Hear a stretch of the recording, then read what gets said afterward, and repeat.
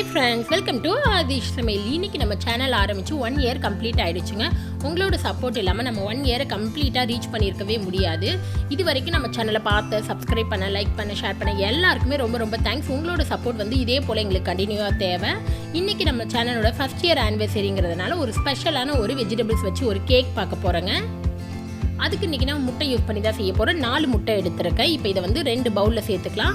அதாவது வெள்ளைக்கரு தனியாக, மஞ்சள் கரு தனியாக, தனித்தனியாக பிரித்து எடுத்துக்கோங்க. நீங்கள் முட்டை சேர்க்க மாட்டீங்க, உங்களுக்கு முட்டை பிடிக்காது அப்படின்னா இதுக்கு பதிலாக நீங்கள் 1/2 கப் அளவு தயிர் கூட சேர்த்துக்கலாம். இல்லைனா 1/2 கப் அளவு பாலில் ஒரு 1/2 டீஸ்பூன் அளவு எலுமிச்சை பழத்தை புழிஞ்சு விட்டு நல்லா ஃப்ரெஷ் கேர்டாக நீங்கள் ரெடி பண்ணி கூட பண்ணிக்கலாம். இல்லைன்னா நீங்கள் இந்த மாதிரி கூட பண்ணிக்கலாம். முட்டையை வந்து வெள்ளை தனியாக, மஞ்சள் தனியாக பிரித்து எடுத்துக்கோங்க. எதுக்காக அப்படின்னா நம்ம வந்து வெள்ளைக்கருவை நல்லா பீட் பண்ணி எடுக்க போகிறோம், அதனால தான். இப்போ நாம் முட்டையை பிரித்து எடுத்தாச்சு. வெள்ளை தனியாக, மஞ்சள் தனியாக பிரித்து எடுத்தாச்சு. மஞ்சள் கருவை தனியாக வச்சுருங்க. ஒரு பெரிய பவுலில் வெள்ளை கருவை சேர்த்துக்கோங்க. இப்போ இதை வந்து நம்ம எலக்ட்ரிக் பீட்டர் வச்சு நல்லா பீட் பண்ணிக்க போகிறோம். நல்லா ஹை ஸ்பீடில் இது வந்து நல்லா ஃபோமியாக வரணும், நல்லா நுர மாதிரி கொஞ்சம் ஸ்டிஃபாக வரணும், அந்த அளவு பீட் பண்ணி எடுத்துக்கோங்க. இப்போ பாருங்கள், நல்லா கொஞ்சம் ஸ்டிஃபாக பீட் பண்ணி எடுத்தாச்சு. இந்த ஸ்டேஜில் நம்ம சர்க்கரை சேர்க்குறோம். நம்ம 1 கப் அளவு சர்க்கரையை நல்லா மிக்சியில் போட்டு பவுட்ரு பண்ணி எடுத்து வச்சுருக்கேன். இதை வந்து ஒரு 3-4 சேர்த்துக்கோங்க. 3-4 பகுதியாக சேர்த்துக்கலாம். ஒரே இதில் சேர்த்தோம்னா நமக்கு மிக்ஸ் பண்ண கஷ்டமாக இருக்கும். இந்த மாதிரி கொஞ்சம் கொஞ்சமாக சேர்த்து அப்படியே நல்லா பீட் பண்ணிகிட்டே இருங்க. இது வந்து நல்லா ஸ்டிஃபாக வரணும். நம்ம பவுலில் தலைகீழாக சாய்ச்சாலும் வந்து விழக்கூடாது, அந்தளவு ஸ்டிஃபாக பீட் பண்ணி எடுத்துக்கோங்க. இப்போ பாருங்கள், நல்லா ஸ்டிஃபாக பீட் பண்ணியாச்சு. நமக்கு இந்த கன்சிஸ்டன்சி இருக்கணும், நல்லா திக்காக இருக்கணும். இப்போ முட்டை சூப்பராக ரெடி ஆகிடுச்சு. இதில் நம்ம எடுத்து வச்சுருந்தா மஞ்சள் கருவை சேர்த்துக்கோங்க. 4 மஞ்சள் கருவையும் இதை சேர்த்து விட்டு ஒரு ஸ்பேச்சுலா வச்சு நல்லா மிக்ஸ் பண்ணிக்கலாம். கட் அண்ட் ஃபோல்டில் மிக்ஸ் பண்ணிக்கோங்க.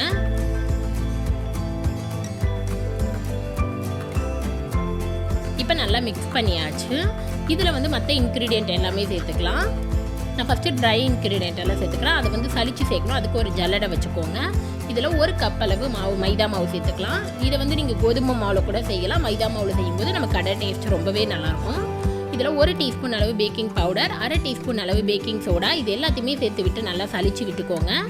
மாவு எப்போவுமே சலிச்சு சேருங்க, அப்போ தான் கேக் வந்து நமக்கு ரொம்பவே நல்லா சாஃப்டாக கிடைக்கும். இப்போ இது எல்லாத்தையுமே நல்லா மிக்ஸ் பண்ணி விட்டுலாம்.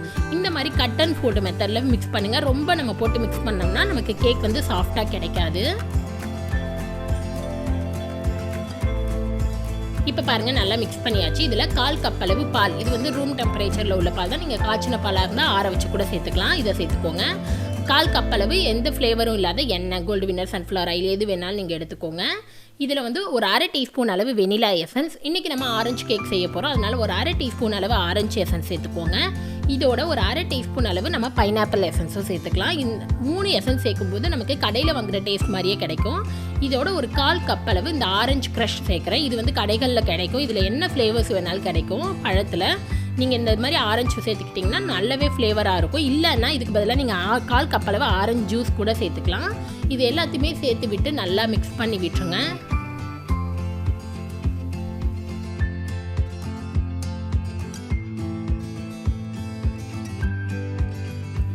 இப்போ பாருங்கள், கட்டி எதுவுமே இல்லாத நல்லா மிக்ஸ் பண்ணியாச்சு. நமக்கு பேட்டர் இந்த கன்சிஸ்டன்சியில் தான் இருக்கணும், அப்போ தான் கேக் வந்து நல்லா சாஃப்டாக கிடைக்கும். இப்போ கேக் பேட்டர் ரெடி ஆகிடுச்சு. இதை பேக் பண்ணுறதுக்கு நம்ம டீன் வந்து ரெடி பண்ணிடலாம். அதுக்கு இங்கே ரவுண்ட் சைஸ் டீன் தான் எடுத்துருக்கேன். இதில் ஒரு 1/2 டீஸ்பூன் அளவு எண்ணெய் சேர்த்துட்டு இதை நல்லா ப்ரஷ் பண்ணி விட்டுருங்க. உங்ககிட்ட பட்டர் பேப்பர் இருந்தால் பட்டர் பேப்பர் போட்டுக்கலாம், இல்லைனா மைதா வச்சு நல்லா டஸ்ட் பண்ணி விட்டுருங்க.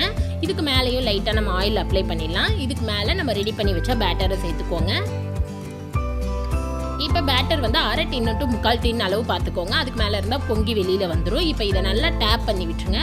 இன்னொரு டிப்ஸ் என்னென்னா, இந்த மாதிரி ஒரு டூத் பிக்கோ இல்லைனா ஒரு குச்சி வச்சு லைட்டாக இந்த மாதிரி பண்ணி விட்டுட்டிங்கன்னா ஏர் பபிள்ஸ் எதுவுமே இருக்காது. இப்போ இது பேக் பண்ண ரெடி ஆகிடுச்சு. நான் அன்றைக்கி அவனில் தான் பேக் பண்ண போகிறேன். அவனை 180 டிகிரி 10 மினிட்ஸ் ப்ரீ ஹீட் பண்ணிவிட்டு அதே 180 டிகிரியில் 20 to 30 மினிட்ஸ் வந்து பேக் பண்ணி எடுத்துக்கலாம். நீங்கள் கடாயில் பண்ணுறதா இருந்தால் அதே போல் 10 நிமிஷம் கடாயை ப்ரீ ஹீட் பண்ணிவிட்டு உப்பு போட்டு உப்பு போடாமல் கூட நீங்கள் பேக் பண்ணிக்கலாம். 2 மெத்தடில் பேக் பண்ணலாம். 20 to 30 மினிட்ஸ் பேக் பண்ணிக்கோங்க. கேக் பேக் ஆகிட்டு இருக்க டைமில் நான் க்ரீம் ரெடி பண்ணிக்கிறேன். அதுக்கு ஒரு பெரிய பவுலில் 1 கப் அளவு விப்பிங் க்ரீம் எடுத்திருக்கேன். ஆல்ரெடி நம்ம சேனல்லேயே விப்பிங் க்ரீம் வீடியோஸ் நிறைய போட்டிருக்கோம். பார்க்கலாம், லிங்க் டிஸ்கிரிப்ஷனில் இருக்குது, போய் பாருங்கள்.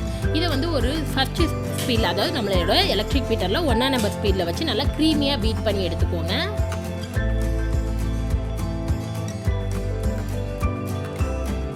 இப்போ பாருங்கள், நல்லா க்ரீமியாக பீட் பண்ணி எடுத்தாச்சு. இந்த ஸ்டேஜில் சக்கரை சேர்த்துக்கலாம்.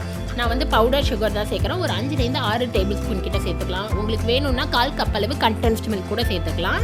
இதை சேர்த்துக்கிட்டு நல்லா இதோட ஒரு 1/2 டீஸ்பூன் அளவு அதாவது ஆரஞ்சு எசன்ஸ் சேர்த்துக்கோங்க. இதையும் சேர்த்துக்கிட்டு நல்லா பீட் பண்ணிக்கோங்க. நல்லா ஸ்டிஃபாக வரணும். நம்ம கேக்லலாம் டெக்கரேஷன் பண்ணுற மாதிரி இருக்கணும். நல்லா அந்தளவு ஸ்டிஃபாக பீட் பண்ணிக்கோங்க. இப்போ பாருங்கள், நல்லா ஸ்டிஃபாக பீட் பண்ணி எடுத்தாச்சு. நமக்கு க்ரீம் வந்து சூப்பராக ரெடி ஆகிடுச்சு. இந்த அளவு ஸ்டிஃபாக இருக்கணும். அப்போ தான் அப்ளை பண்ணும்போது ரொம்பவே நல்லாயிருக்கும். இப்போ கேக் பார்க்கலாம். கேக் வந்து நம்ம வெளியில் எடுத்து நல்லா ஒரு 10 to 15 மினிட்ஸ் ஆறிடுச்சு. டிமோல்ட் பண்ணிட்டேன். பாருங்கள், கேக் வந்து நல்லா அவ்வளோ சாஃப்டாக இருக்குது. நல்லா கலரும் வந்து நல்லாவே இருக்குது. நமக்கு ஆரஞ்சு அந்த பல்ப் சேர்த்ததுனால நல்லா கலர்ஃபுல்லாகவும் இருக்குது. இப்போ இதை கட் பண்ணிடலாம். மேலே எனக்கு ஈவனாக இருக்குது அப்படின்றனால நான் 2 லேயர் மட்டும் போட்டுக்கிறேன். இது வந்து ஹைட் வந்து கொஞ்சம் கம்மி அப்படின்றனால நான் 2 லேயர் போட்டுக்கிறேன். இல்லைன்னா நீங்கள் 3 லேயர் கூட போட்டுக்கலாம். இப்போ பாருங்கள், கட் பண்ணியாச்சு. நம்மளோட கேக் வந்து சூப்பராக கட் பண்ணி எடுத்தாச்சு. நல்லா அவ்வளோ சாஃப்ட் அண்ட் கலர்ஃபுல்லாக இருக்குது பாருங்கள். இனிமேல் நம்ம வந்து டெக்கரேஷன் ஸ்டார்ட் பண்ணிடலாம். அதுக்கு இங்கே வந்து ஒரு அட்டை வச்சுருக்கேன், அதாவது கேக் டெக்கரேஷனுக்கு. அதில் வந்து லைட்டாக விப்பிங் க்ரீம் அப்ளை பண்ணுங்கள். அப்போ கேக் வந்து நமக்கு மூவ் ஆகாத இருக்கும். இதுக்கு மேலே ஒரு லேயர் கேக் வச்சுருங்க. அதுக்கு மேலே சுகர் சிரப், அதாவது நல்லா கொதிக்கிற தண்ணியில் சக்கரை ஒரு 2-3 ஸ்பூன் சேர்த்து கரையை விட்டு எடுத்து வச்சுருக்கேன்.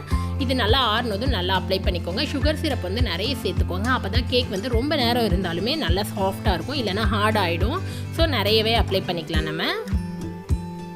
இதுக்கு மேலே ஒரு ஸ்கூப்லேருந்து 2-3 ஸ்கூப் வந்து அதாவது விப்பிங் க்ரீம் வச்சுக்கோங்க. இதை வந்து நல்லா ஈவனாக ஸ்ப்ரெட் பண்ணி விட்டுருங்க.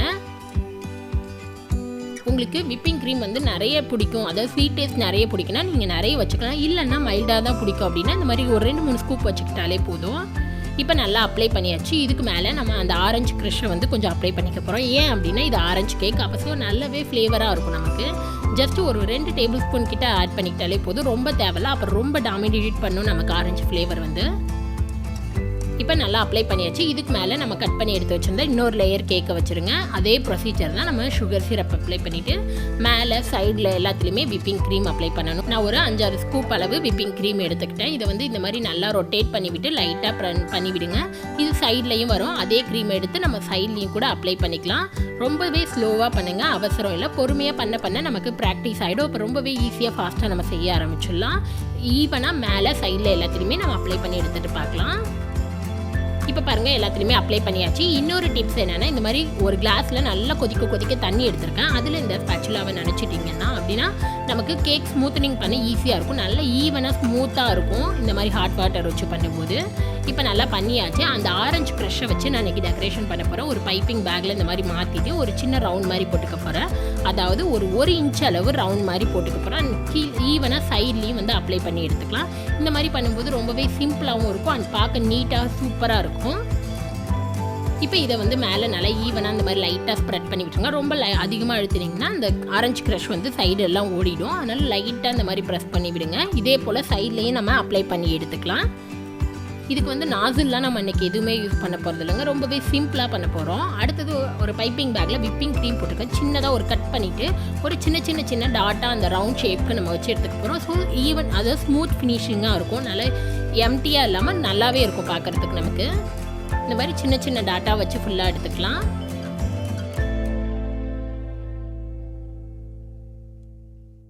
இப்போ ஃபுல்லாக ரெடி பண்ணியாச்சு. நான் வந்து இப்போ ஃபண்டன்ட் வச்சு தான் வெஜிடபிள்ஸ் டிசைன் பண்ணியிருக்கேன். இது வந்து யூடியூப் பட்டன், இதுவுமே நம்ம ஃபண்டன்ட் வச்சு பண்ணது தான். இந்த வெஜிடபிள்ஸ் எல்லாம் ஃபண்டன்ட் வச்சு எப்படி செய்கிறதுங்கிற வீடியோ ஆல்ரெடி நம்ம போட்டிருக்கோம். பார்க்கலாம், லிங்க் டிஸ்கிரிப்ஷனில் இருக்குது, போய் பாருங்கள். நம்மளோட சேனல் குக்கிங் சேனல் அப்படின்றதுனால நான் வெஜிடபிள்ஸ் ஃபண்டன்ட் வச்சு டிசைன் வந்து பண்ணியிருக்கேன். இப்போ இது ஃபுல்லாக டெக்கரேஷன் பண்ணிடலாம். நம்ம இதில் கோல்டன் கலர் சுகர் பீட்ஸும் வந்து இந்த மாதிரி சின்னதாக ஒன்று அங்கங்கே வச்சுக்கிறோம். ஸோ பார்க்கவே ரொம்ப ஓவராலாக ஃபினிஷிங் வந்து ரொம்பவே நல்லாயிருக்கும். அவ்வளோதாங்க, நம்மளோட சூப்பரான ஆரஞ்சு கேக் ரெடி ஆகிடுச்சு. கண்டிப்பாக இந்த கேக்கை நீங்களும் ட்ரை பண்ணி பார்த்துட்டு எப்படி இருந்ததுன்னு மறக்காத கமெண்ட்டில் சொல்லுங்கள். உங்களுக்கு இந்த வீடியோ பிடிச்சிருந்துச்சுன்னா மறக்காத நம்ம சேனலை சப்ஸ்கிரைப் பண்ணிக்கோங்க. கூடவே இருக்கிற பெல் பட்டனை ப்ரெஸ் பண்ணுங்கள். அப்போ தான் நான் எப்போ வீடியோ போட்டாலும் உங்களுக்கு நோட்டிஃபிகேஷன் வரும். நெக்ஸ்ட்டு ஒரு நல்ல ரெசிபியில் உங்களை பார்க்குறது வரைக்கும் பாய்.